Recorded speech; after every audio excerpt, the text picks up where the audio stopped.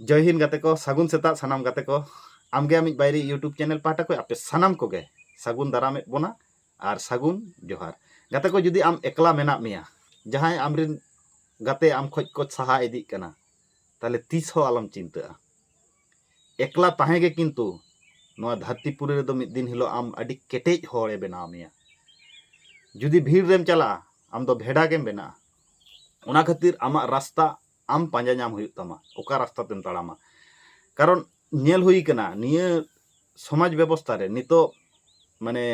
सारी डहार ते ताड़ाम हर दो किंतु खूब को कम गया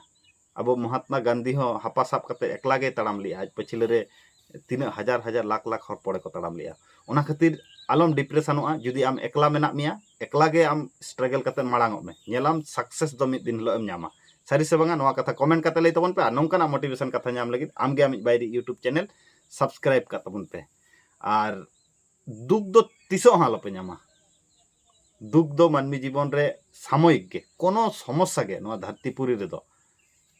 परमानेंट दो बांग कना किंतु गाते को सामयिक भावे आमा नितो दुख कष्ट मेना तमा ठीक गया मिद दिन हिलो किंतु नोआ दुनिया हो आम ठेजे झुकाआ जुदी ठीक ठाक भावे आम लड़ाई कते बांचाव एम ताहेना मा एनखान सानाम को गे आर मिद धा जोहार जय हिंद।